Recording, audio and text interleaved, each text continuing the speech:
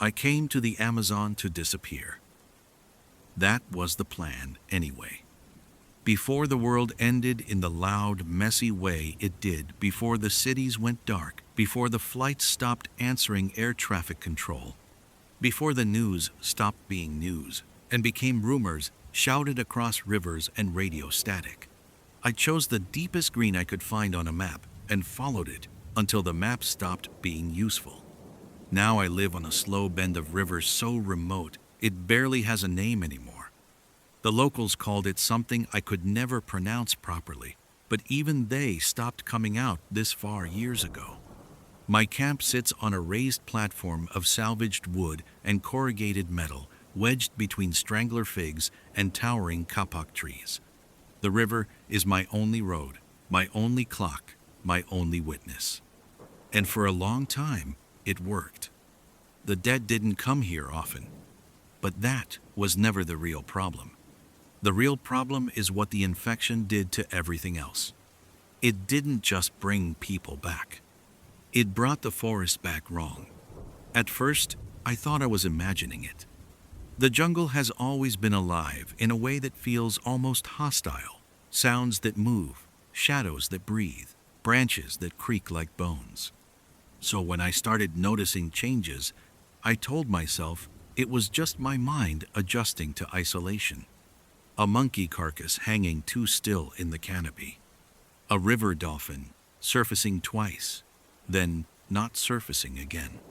A jaguar's footprints along the mudbank, except the prints dragged instead of stepped, like something heavy was pulling it forward without coordination. Then came the birds. The birds were the first undeniable sign. I remember standing at the edge of my platform one morning, coffee gone cold in my hands, watching a flock of macaws circle over the tree line. They weren't flying right. Their wings were uneven, jerking mid-beat, as if the rhythm of their bodies had been partially forgotten. One of them broke formation and dropped into the trees below. It didn't call out. It didn't try to correct itself. It just fell. When I went to check later, I found it beneath a buttress root. Its feathers were intact, its eyes were open, but its neck was twisted at an angle that suggested it had tried to stand up more than once. And something had been biting at it after death. Not scavenging. Testing. That was the word that came to me later. Testing. Like, whatever this thing was, it didn't just kill. It experimented. I stopped sleeping properly after that. I reinforced the platform again. I checked the perimeter lines. I sharpened the spear. I kept more out of habit than expectation. The infected humans, when I did see them, were rare this deep in the jungle. Usually, driftwood corpses that had washed downriver, or travelers who never made it back from upriver settlements. They moved slowly when they appeared. Too slowly. Not like the fast, aggressive outbreaks you hear about in old survivor recordings. These ones were different, as if the jungle itself was shaping them, slowing them down so they could survive in it longer. But animals didn't behave like that. Animals changed quickly. The first living infected animal I saw was a capybara.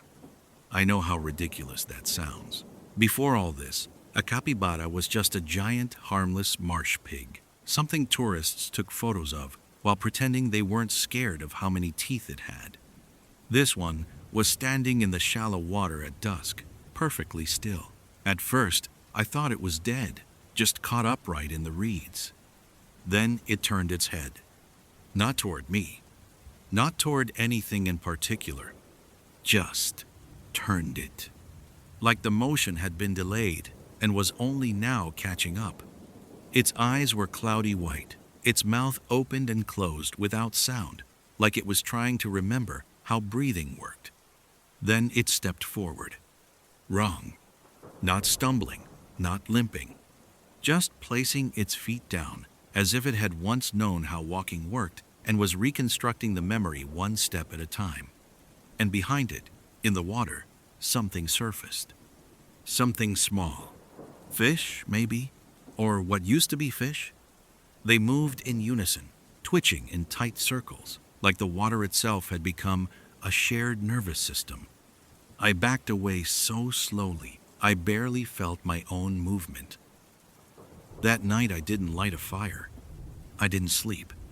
And for the first time since coming here, I considered leaving. The river changed after that. It still flowed, but it felt aware. That's the only way I can describe it without sounding insane.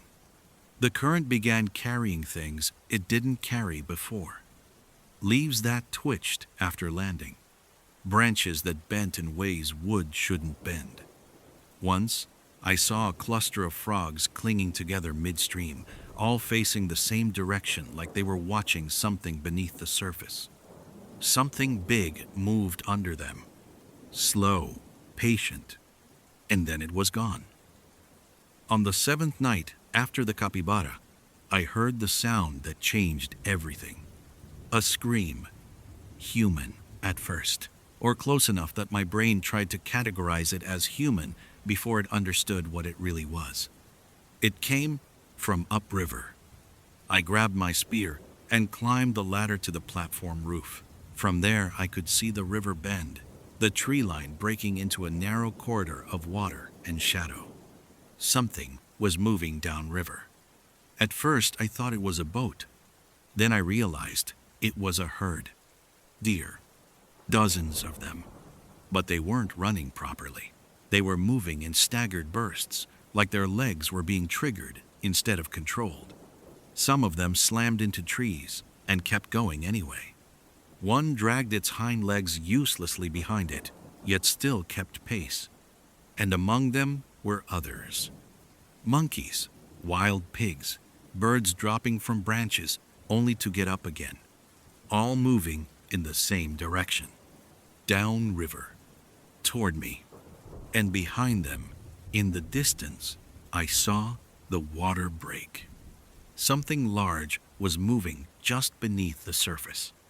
Something that did not belong to any animal I knew. The herd reached the bend below my platform and slowed. Not because they wanted to, because something beneath them slowed them. The deer at the front stepped into the shallow bank and stopped. Every single one of them stopped at the exact same time, like a switch had been flipped. Then their heads turned upward, toward me. Even from that distance, I could see their eyes, clouded, empty, waiting. And then the first one took a step onto land. I backed away from the edge of the roof. My hands were shaking so badly I almost dropped the spear. Below me, the jungle began to move in a way it never had before. Not as separate animals, but as a single system that had just noticed I existed. And then, from somewhere in the trees behind my camp, something heavy landed on the wooden platform below. Wood creaked. Once, twice, then silence. Something had climbed up, something that knew exactly where I was, and it was learning faster than I was. The sound on the platform below me wasn't loud. That was the worst part. If it had been loud crashing wood, snapping beams, something brute forcing its way up, I would have known what to do. Fear has a language like that. It speaks in volume. But this was careful. Measuring. Something stepping where I step. Testing. Adjusting. Learning the structure of my home. I stayed frozen on the roof, spear angled down, trying to convince my body that breathing was still optional. Below, the platform creaked again, then stopped. Then nothing. No movement, no sound. Even the jungle seemed to hold itself still, like it didn't want to interrupt whatever was happening under me. I should have run then, but there was nowhere to run to. So I waited. The first breach came from underneath. A sharp crack of wood, followed by a sudden shift in balance that made the entire platform dip slightly to the left. One of the support beams had given way. Something had climbed onto the underside, and was working its way through the structure like it understood load-bearing points. That was the moment I understood the infection wasn't just corruption, it was adaptation. I dropped from the roof ladder, landing hard inside the main shelter. My supplies were scattered water jugs, dried fish, a battery lamp that flickered like it was already nervous. Another crack, closer, this time. I grabbed the lamp and swung it under the floorboards. For a second, I saw it. A jaguar. Or what had been a jaguar. Its body was pressed against the underside of my platform, claws embedded into the wood, not tearing randomly but probing joints, shifting weight, testing failure points like an engineer blindfolded in the dark. Its head tilted upward, and it looked directly at the light. Its mouth opened. No roar came out. Instead, a soft clicking sound, like bone tapping against bone in a rhythm that didn't belong in nature. Then it moved again, deliberate, patient. And it was not alone.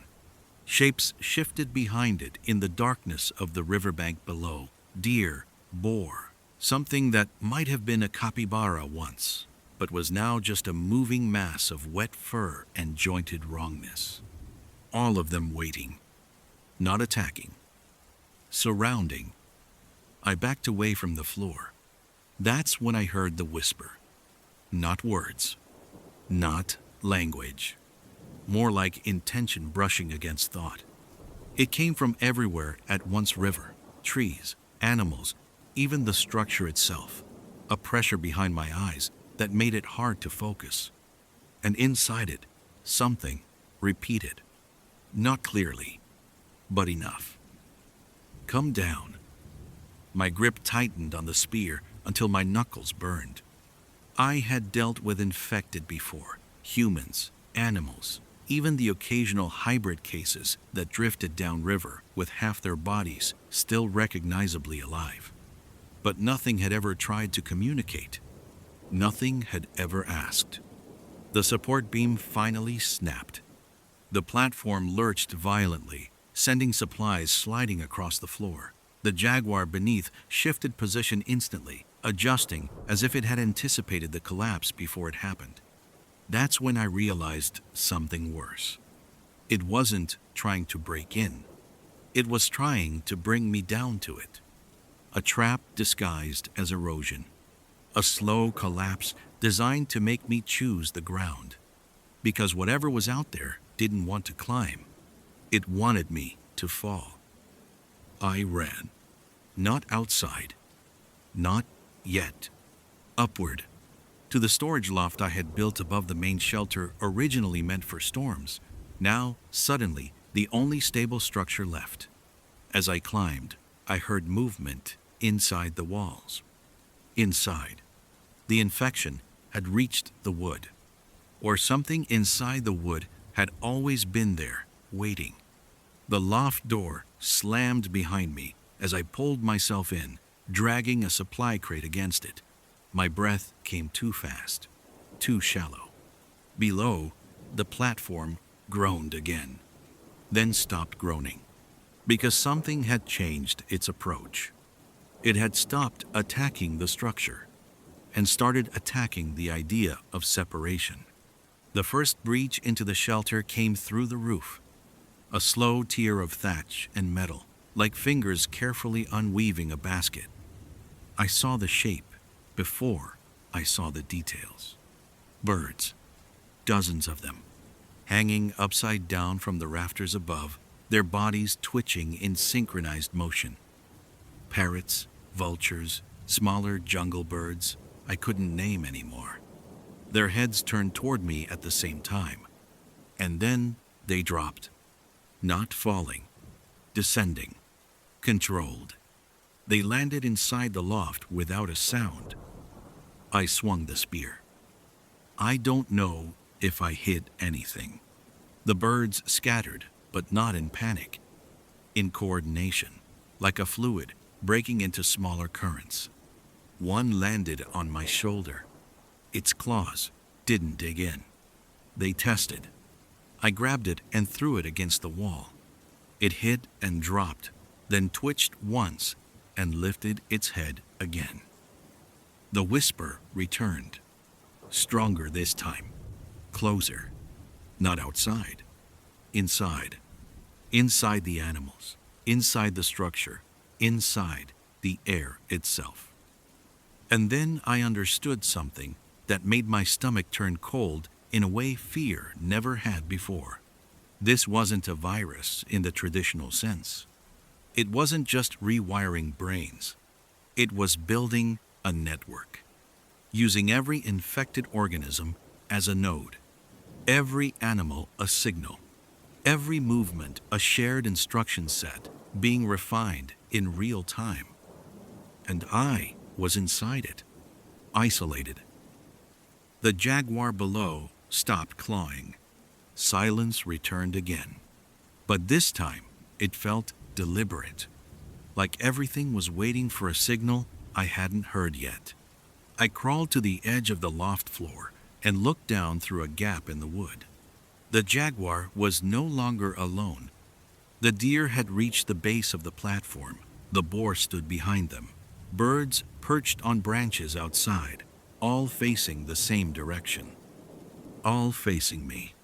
And they were still, perfectly still. Then the jaguar looked up and blinked. Once, slowly, like it had just finished assembling a thought. And I swear I saw recognition. Not of me, of something about me. Something it had just learned. The whisper surged again, and this time it wasn't asking. It was confirming. Found. The word didn't come through sound. It came through everything. And every animal outside shifted at once. Not attacking, reorienting.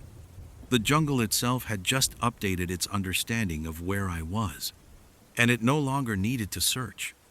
The roof above me cracked again. But this time, it wasn't animals breaking in. It was something heavier settling on top of the platform. Something that made the entire structure dip slightly. Something that had been in the river. The weight on the roof didn't move. That was worse than movement. Movement at least tells you something is alive in the way you understand it. But stillness, like that deliberate, patient stillness, feels like being watched by something that doesn't need to adjust anymore. Something already positioned correctly. I stayed in the loft, pressed against the far wall, spear angled upward toward the cracked ceiling. The animals below hadn't rushed. They hadn't followed me up. They didn't need to. They were waiting for me to come down. Because now they knew I couldn't leave. The jungle had mapped me. Not my location. My options. The first sound came from the river itself. A deep, rolling pressure wave that moved under the platform like a passing thought too large for water to contain. The wood vibrated under my feet. Then the whisper returned. Except this time, it wasn't a whisper. It was layered, like many voices trying to agree on the same sentence. Not words. Structures of meaning being assembled and disassembled too fast for language to stabilize. And then I saw it. Through the gap in the floorboards. Something rising in the riverbed below. At first, I thought it was debris. Then I thought it was a mass of fish. Then I realized it was neither. It was coordination. Thousands of small movements behaving like one organism. Schools of fish, frogs clinging to floating branches, insects skimming the surface, all moving in patterns that weren't random anymore. They were directional, purposeful. And at the center of it, something larger moved beneath the surface. The animals around my platform shifted again. The deer lowered their heads in unison. The birds on the branches flared their wings once, then folded them. The jaguar below me crouched, not preparing to jump, but preparing to wait longer. Everything had transitioned from hunting to monitoring. That's when I understood the most important change. I wasn't prey. I was data. The roof above me creaked again, but this time it wasn't pressure from weight alone. It was placement. Something was aligning itself with the structure of my shelter, not trying to collapse it, not trying to enter it, trying to match it, like it was learning architecture through touch. I forced myself up the ladder toward the roof access hatch. Every instinct screamed not to go up, but the other option was staying and letting the platform become an enclosed system. I pushed the hatch open. The jungle air hit me immediately, thick, wet, alive, and wrong. What I saw on the roof almost made me fall back down. The thing wasn't an animal. Not anymore. It had once been something large, possibly a river mammal, possibly something that had spent too long in water it shouldn't have survived in. But now, its body was reorganized. Not rotting, reconfigured. Its limbs were uneven in length, joints slightly offset, as if different animals had been partially rewritten into a shared blueprint.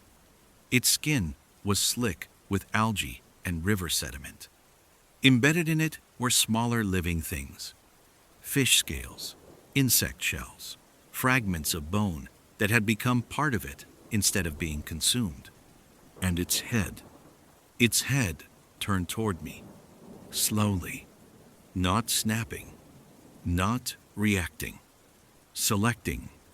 And for the first time, I felt something inside the jungle focus completely on me without distraction. The whisper sharpened, not louder, clearer. It showed me something, not visually, not like a memory, like a concept being injected directly into perception. I saw the river system not as water, but as connection.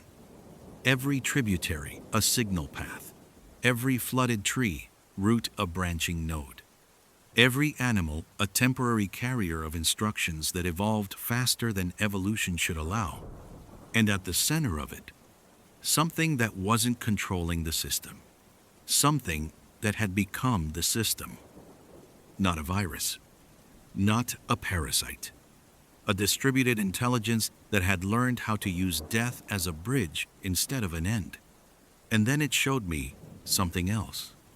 It had noticed me early, not as a threat, as an anomaly, a node that didn't integrate, a missing piece of its structure. And it had been adapting everything around me to understand why. The thing on the roof shifted closer. Its movement was wrong, in a way that made my stomach tighten, not violent, but iterative. Each step slightly different from the last, correcting itself in real time. Below, the animals all lifted their heads again, synchronized, waiting. The jungle wasn't attacking me. It was converging. I backed toward the hatch, but something in the whisper changed. A new pattern emerged inside it. Recognition had shifted into categorization, and categorization had shifted into something worse. Decision.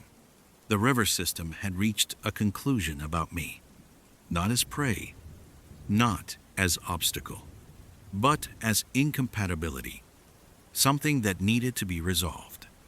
The thing on the roof opened its mouth. No sound came out. Instead, the whisper surged so hard it felt like my thoughts were no longer entirely mine. And I understood what it was going to do. Not kill me, convert me.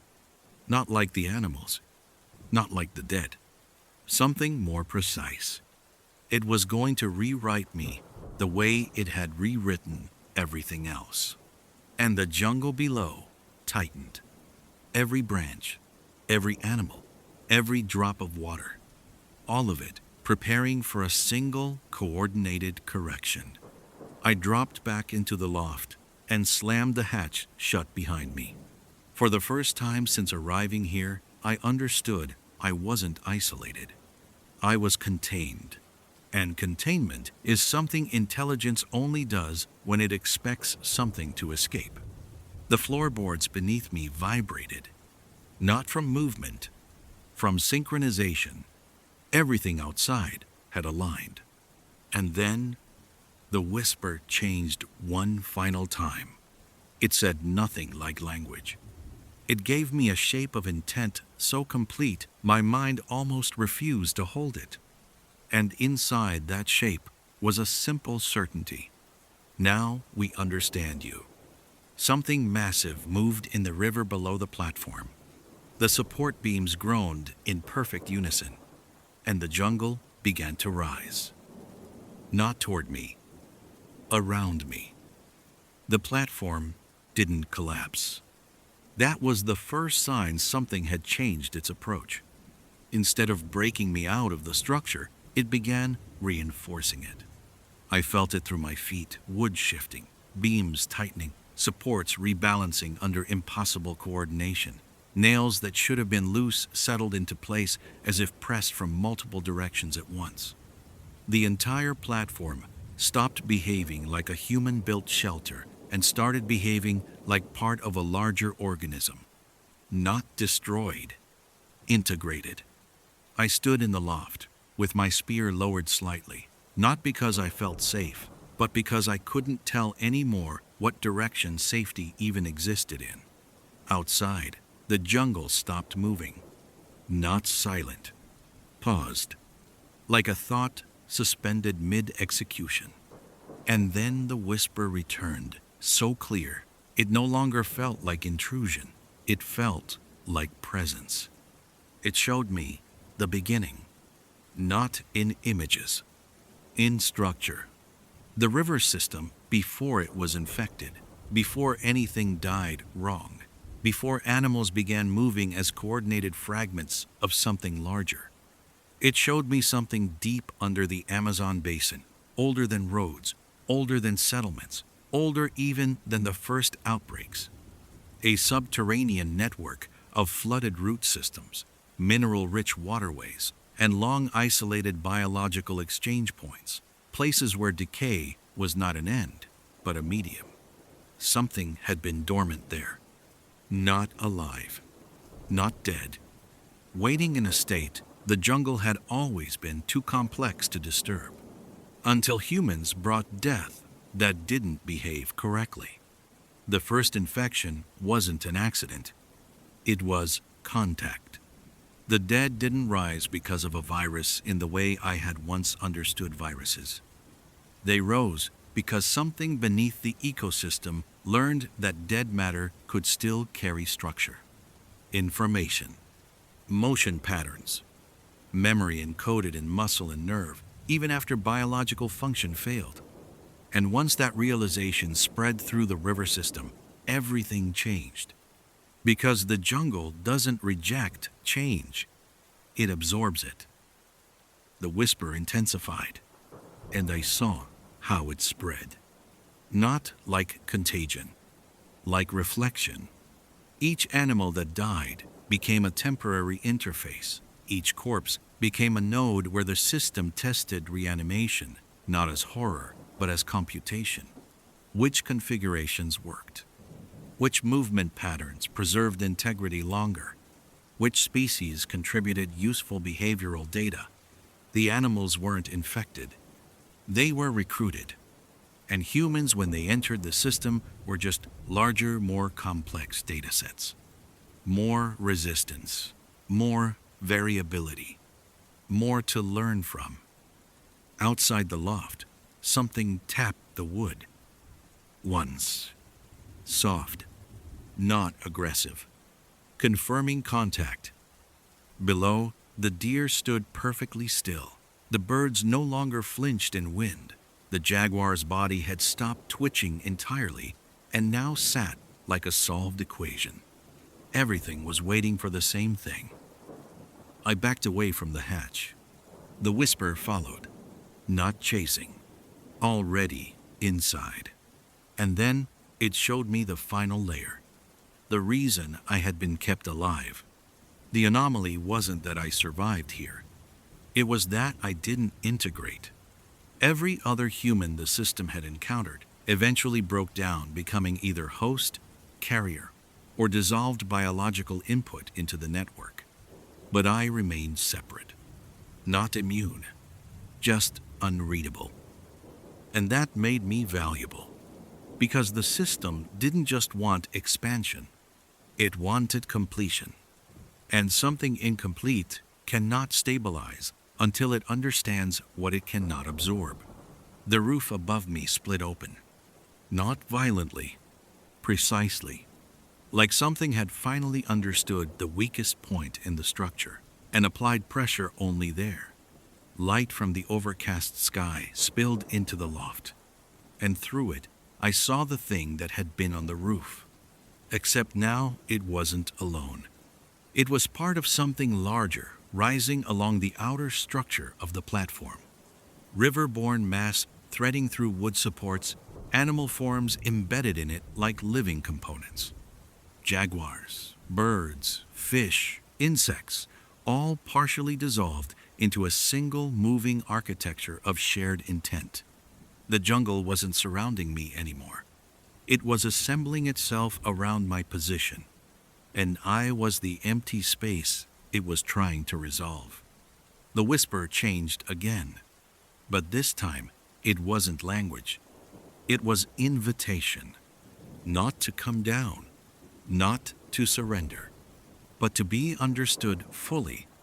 And I felt it begin to reach deeper than thought into memory, into identity, into the parts of me that had stayed intact only because nothing had ever tried to synchronize them before. My grip tightened on the spear, but I realized something horrifying in that moment. The spear didn't matter anymore. Not because I couldn't fight, because fighting assumed separation, and there was no separation left. The river surged beneath the platform, not flooding, rising, and as it rose, the system finally revealed its final conclusion about me. Not enemy, not prey, not anomaly. The last unmerged node. The whisper sharpened into a single directive so clear it felt like the world itself speaking directly through every living thing at once. Become part of the river. And then the jungle opened below me. Not physically, conceptually, as if every animal, every branch, every current had aligned to create a pathway inward. Something vast moved beneath the platform. Something that had never fully surfaced before. And it was rising now not to meet me, but to complete me. I stepped back from the edge of the loft, and the floor gave way beneath me.